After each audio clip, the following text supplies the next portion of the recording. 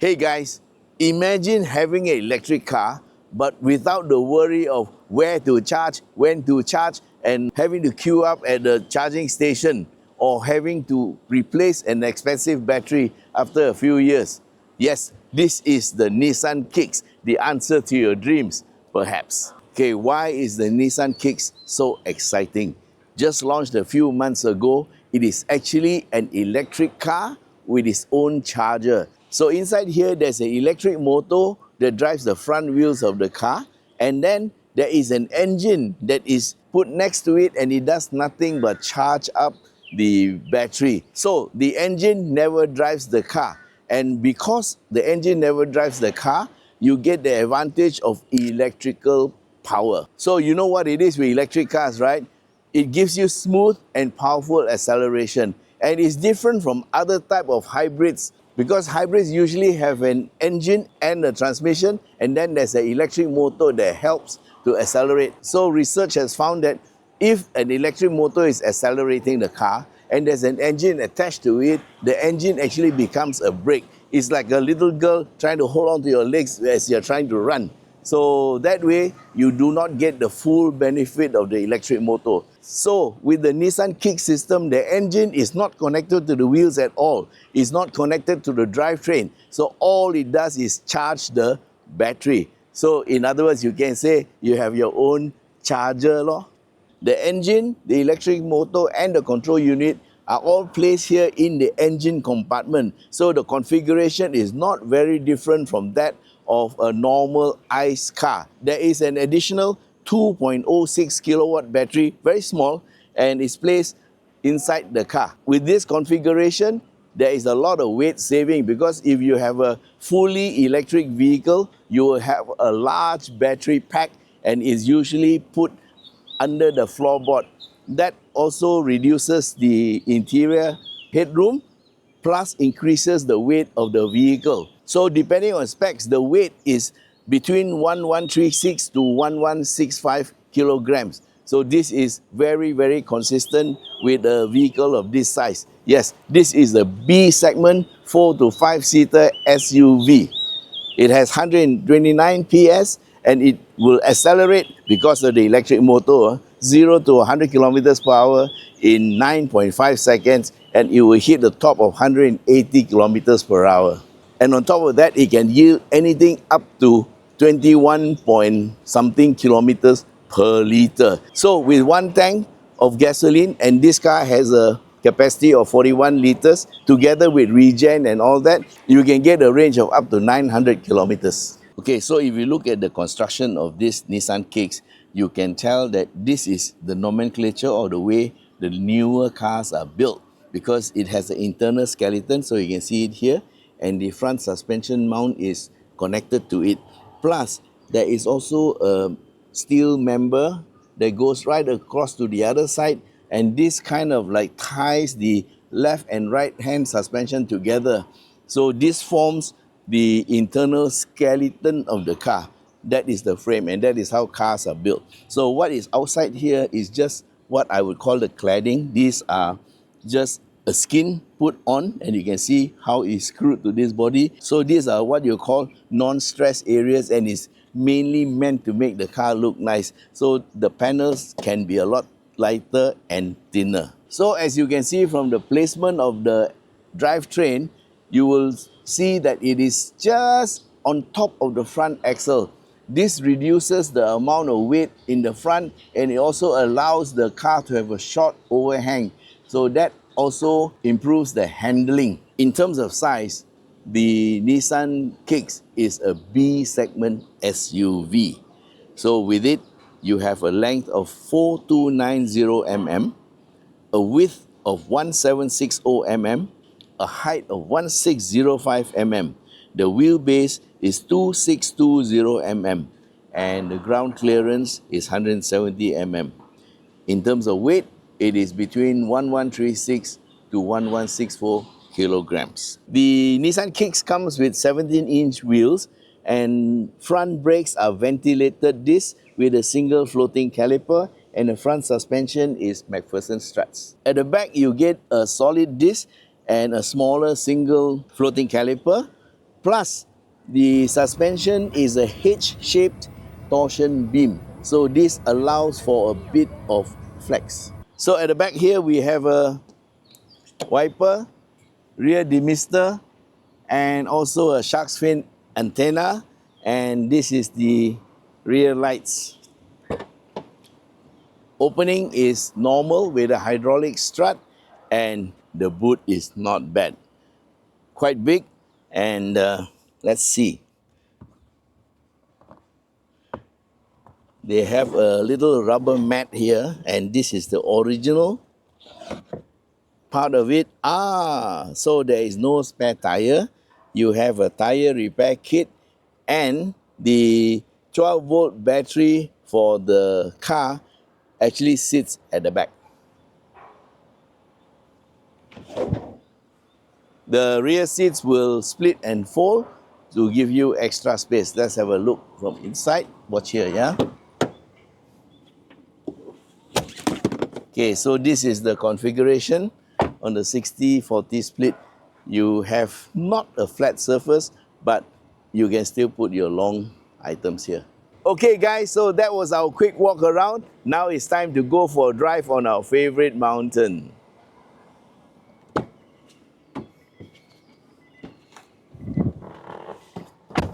Okay, so we are on the road. We've just left the BH petrol station in Gombak, and we are driving the Nissan Kicks on the road at a speed of 80 kilometers per hour. So at this speed, it's really great to drive. Okay, we are 90 now, so which is the speed limit for this highway, and the car is actually running very, very quiet. So the Nissan Kicks e-power system is a little bit different from the normal hybrid car, yeah? Because we always think of a engine and a battery and a motor. Yes, this car has all of it. It has the engine, it has the motor, and the difference is between normal hybrid and this one is that the engine never drives the car. So this is like having an electric car because the motor does all the driving and the engine does nothing but charge up the battery. So that means you don't have to worry about going to charge up the car. You don't have to have a wall charger at home. You know, don't have to plug it in every night faithfully so that you can have electricity to drive your car tomorrow. Because this car runs a dual source system. Basically, you pump in petrol, you run the engine, and it charges up the battery, and the battery runs the car. So you get the benefit of an electric motor. Look at this. Oh, so nice. You know? So you get good acceleration. But having said that, this one is good, but they actually built this car for fuel economy, for family use. It's not a race car. That is why the 0 to 100 time is 9.5 seconds instead of 6 or 7 seconds. So they actually geared this car to give you very good fuel consumption. So the motor fuel consumption on this car is 21.7 kilometers per liter, which means from a 41 liter tank, its range is about 900 kilometers. Yeah, 41 liters is about what, 80 odd ringgit, and you go the full distance, you get 900 kilometers, so you get under 10 cents a kilometer lah, which is actually quite good considering that nowadays normal cars, under normal driving, you get about maybe 9 or 10 kilometers per liter. That brings it down to 20 cents. So this is less than half. So this is the good thing about the car. And of course, it's like having a small capacity car, but it has the power of a much larger capacity car. So in terms of capacity, this engine is a 3-cylinder double overhead cam, 129 PS, gasoline engine that sits in the front, and the motor is also in the front, and there's a little battery. It's a 2.06 kilowatt hour, and so the replacement of this battery is about 9,000 ringgit according to the people at Tanjong. And not because the battery is cheaper, but because it is smaller and cheaper to replace. Compared to a normal electric car about this size, they'll be running at least a 40 kilowatt hour battery, yeah, 40 or 40 or 40 or 50. This is just 2.06. So imagine a 2.06 kilowatt hour battery costs 9,000 to replace. Most hybrid cars, you have to replace the battery after 7 or 8 years lah, but this one has got a 8-year warranty or 160,000 kilometers, whichever comes first, and that gives you peace of mind. And the normal car warranty is 5 years or 100,000. Yeah, so the battery warranty is longer than the vehicle warranty. But I suppose nowadays most battery warranties are around there. But even if you have to replace it after warranty, it's quite affordable. So this is a very good way to go electric without going electric, because with electric you have all these issues, or you have to find a place to charge lah, you know. Have to make sure at home also you must make sure you plug it in, otherwise, you know, you forgot to charge at night, then you have to not drive the next morning. So with this one, you don't have to worry about that. So you get the best of both worlds. And as a B segment SUV that seats 4 to 5 people, it's pretty nice. Use it as a runabout around town, and also the way I'm driving it is so fun. It's so nice and smooth, yeah. And so you can also use it outstation if you want. I have no qualms about it. So don't let the 1.2 liter engine give you wrong ideas. I'm driving this like it's a 2 liter or 1.8 liter SUV. So it's very, very good. Okay, so this is the road drive. We are going to get to the mountain section soon, and we'll just check it on the corners a little bit. So we are very near the exit, and there's a bit of a traffic. Well, it rained this morning, so we couldn't start out at our normal time.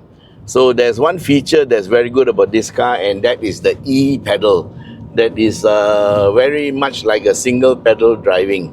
So anytime you lift off, the car will actually retard and slow down almost to a stop. So it's very convenient, especially for city driving, and anytime that you feel like it, just take your foot off the accelerator and the regen will actually slow the car down to a considerable amount. Like now, it actually slows the car down. So this is a very convenient feature called the e-pedal. Well, we're just going to test the car's handling on this road, yeah.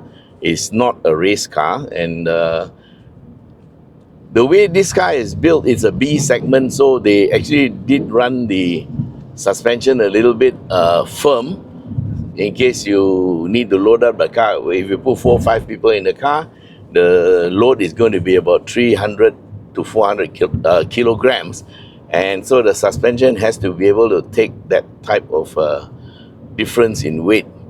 Considering the weight is only about 1.1 something tons, we have to check whether this guy is going to, he's not going to move over, so we will take him on the left.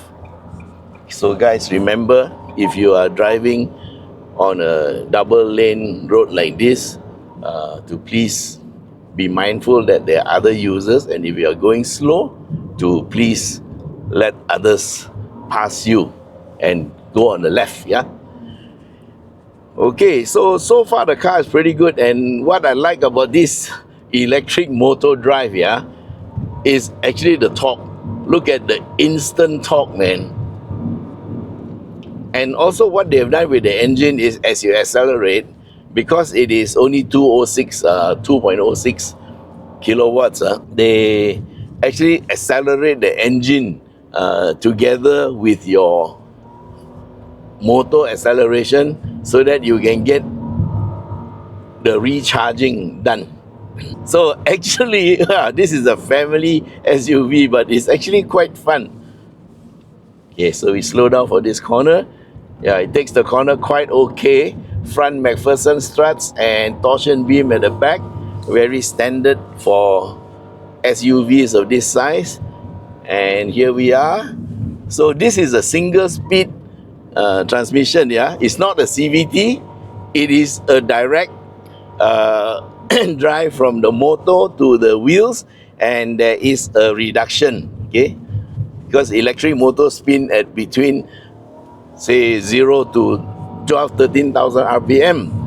That is why they can get by with one single gear, and this gear is flexible enough to give this car 180 kilometers of speed for the top speed. So the sound you're hearing now is actually, as I accelerate the motor, the engine also accelerates to charge up the battery so that we can continue to have power. And the gearing is a bit longer than a normal electric car, because they want to give you better fuel consumption. Yeah, of course, going up the mountain you will consume a bit more fuel than usual, but what we want to do is also show you that the power is good for it to drive. See, this is a 1.2 liter engine, so 1.2 liter engines cannot give this type of performance. Okay, we are slowing down for cars. So on the mountain road, we also have to respect other cars. And thank you. You see, people see you coming, they let you pass. Thank you so much. And that is the way people should drive on the highway and on this mountain, of course. And here we are. We've taken the roundabout, and then we have a car that we're going to share the corner with. There's nobody behind us, so we can take the line a little bit and enjoy this, get some kick out of this Nissan Kicks. Pun intended. Okay, so it's nice, really nice to drive. Look at it.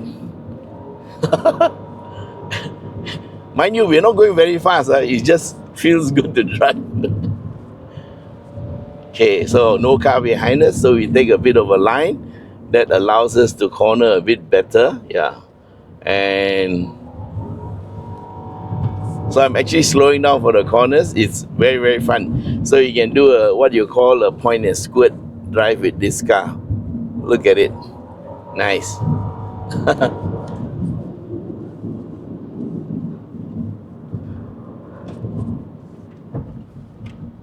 So in terms of handling, it's not bad. And also now I'm on actually, when I lift off, the E pedal also helps the car to slow down for the corner. And so I don't have to use the brakes so much. And talking about brakes, we have ventilated disc in the front and solid disc at the back, so braking is good.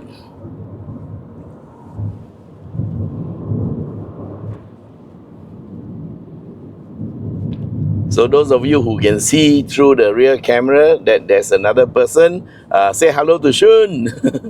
Yeah, Shun is helping me organize this drive, and he is my fact checker there with the facts. And he's keeping very quiet because he's not supposed to say anything lah. But you can if you want. Okay, so we are now following this car. Thank you. So we wait for them to see us and let us pass. But this car is so fun to drive, and we are catching up on people so easily.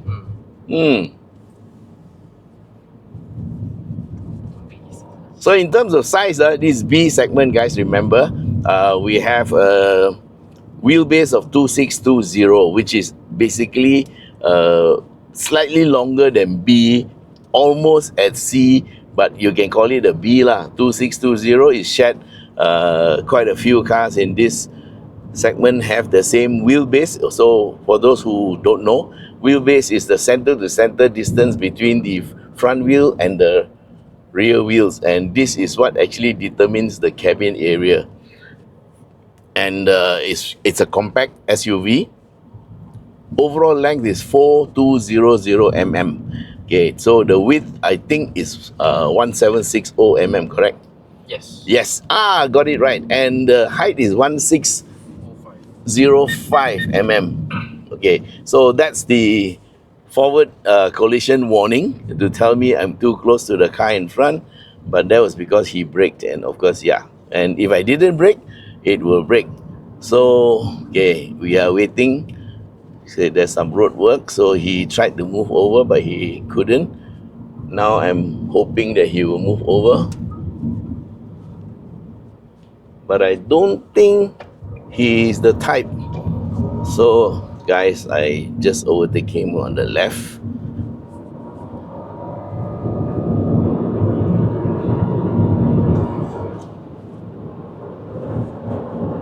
Nice. Quite enjoyable. Okay, so we slow down for more cars on the road. This is a very relaxed drive.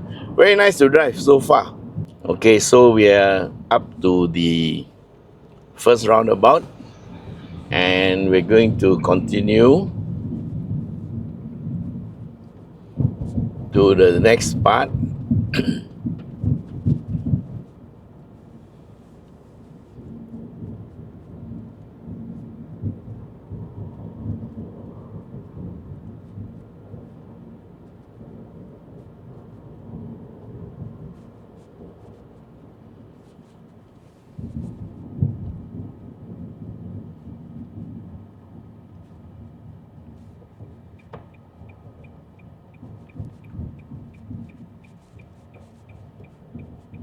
So it's going to be a slow drive to the next part. I just want you guys to stay with me and listen to the quiet and smooth drive. Yeah.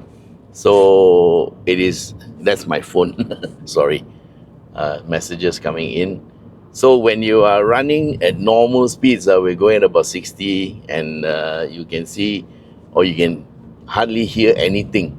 And then there's another feature which I discovered, and this is the charge button. So there's an EV switch here, and when you press this switch, you get this charge icon coming up. It is actually charging the battery, and once you have enough battery, rather the charge is high, then it will switch to electric mode or EV mode, and you can also switch it to EV mode lah. But as long as your battery doesn't have enough charge in it, then you will not be able to invoke EV mode, and the EV mode will carry you for about 2 or 3 kilometers because it is only 2.06 kilowatt hour battery. So it's very good for city, or when you want to do a silent approach coming home late at night, you know, you don't want to wake the neighbors up, you can put it on EV. But it's just a fun point nah. If you want EV, you can also do that.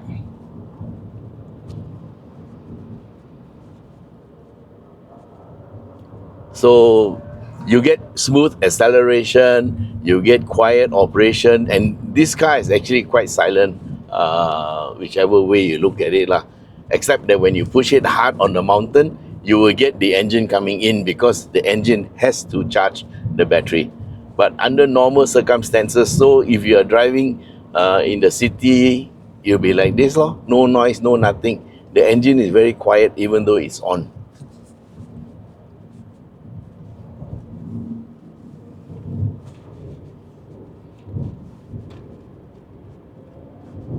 Okay, so here is part 2.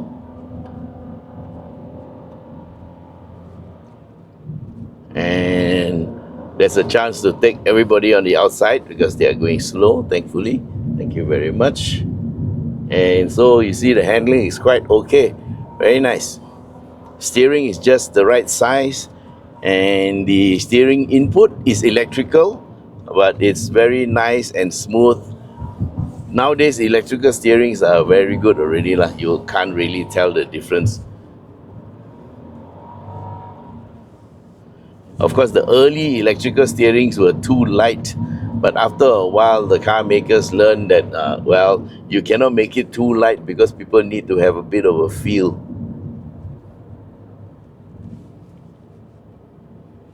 So far, the car has performed very, very well.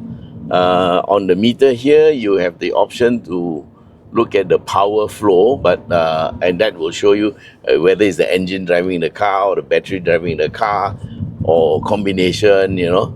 But of course, we look at the road lah. And then the other one is it shows you the whether the engine is running and whether it's charging or not charging. There's no ref counter, only a speedometer. But most important is driving the car. Suspension is nice. It handles very well and is not too harsh and not too soft. So nice, I would say, on the firm side of comfortable. Right, Jun? How do you feel? All right? Yeah, it feels okay. The car. Quite surprised by the handling actually. Yeah. Yeah. Driver also got a little bit lah. Of course lah. Driver skill also got a little bit lah. But yeah, it's you are right. Some cars, no matter how good you are, they are hard to control. Yeah. So this one is very easy to control. I just wanted to make sure he knew I was there, so I overtook him, so that he also has a chance to come out. But as you can see here, everybody is on the right hand lane and nobody wants to give up the left hand lane, so we will go on the left hand lane. So there's one car and one bus. Okay, easy, be careful. Okay, we can go. So here is where the electric power helps with the acceleration. But as I said earlier, the tuning for this, or rather the gearing for this electric motor is made for fuel efficiency. So it is not as fast as a, what you call, conventional electric vehicle, but it's faster than a normal vehicle. Well, besides the engine power is only 129 PS, so he's also they made the engine as small as possible, as small as as big as necessary, as small as possible, so to match the electric motor and to give it the fuel economy and the desired power. They came out with this 3-cylinder 1.2 liter double overhead cam engine. So it's a highly efficient engine, and only 1.2 liter. So it gives you good fuel consumption, and also it must be powerful enough to keep the power delivery, to keep the power on all the time while we're driving up this mountain, because there's hardly any regen when you're going up the mountain, except when you lift off there's a little bit of regen, but you basically need the engine to charge up the battery. Okay, we are sharing this corner with this bus, and nobody wants to use the outside lane now, so here we are.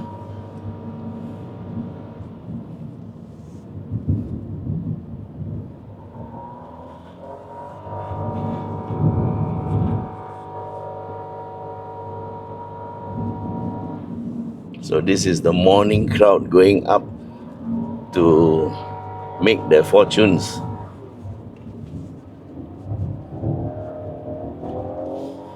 Nice, huh?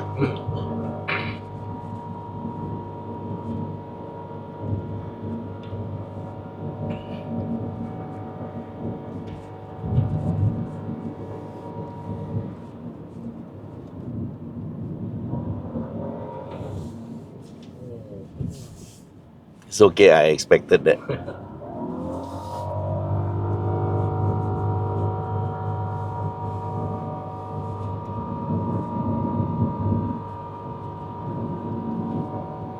So in driving, you must anticipate, and I knew that he was going to cut in, or I expected that he would cut in. If he didn't cut in, I could have gone through, but since he did, I slowed down. So no danger.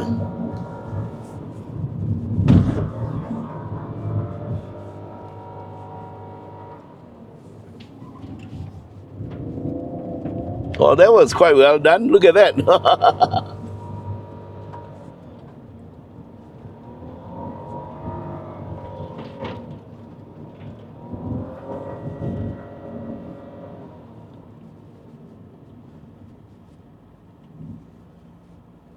Okay, so we are near the top of the hill, and I think we have to end the drive here lah. There's about 3 more corners to go, but there's a huge jam. So let's do my wrap up. Okay, so you see now we are back on quiet.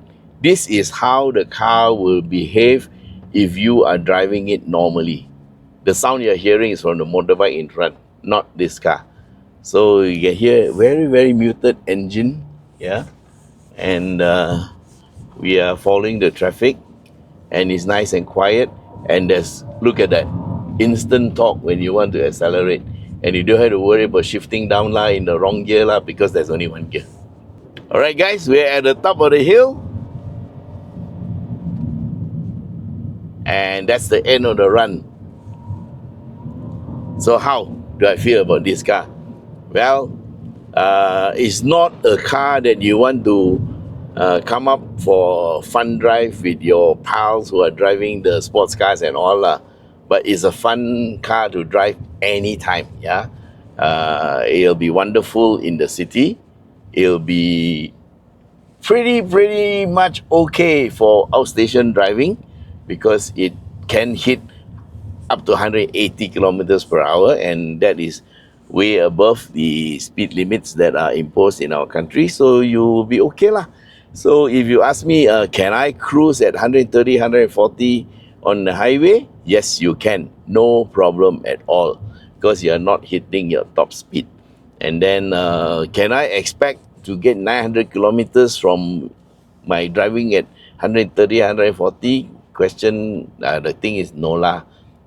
You drive at 90 to 100, 90 to 100, okay, you can possibly hit 900, okay, and because that's under the, what you call, the driving test conditions, yeah. So you actually follow the test conditions, and if you drive with a light throttle, you can hit that.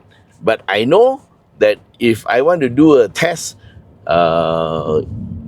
I can maybe get 900 or more lah. I don't think it's an issue, because I feel the car is very light to drive. It doesn't feel like it's dragging. And then this is a 1.2 liter engine.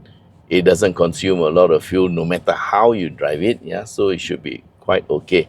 Considering that the fuel tank is only 41 liters. So overall, I think this car is very nice. All right, so thanks for watching, and bye-bye.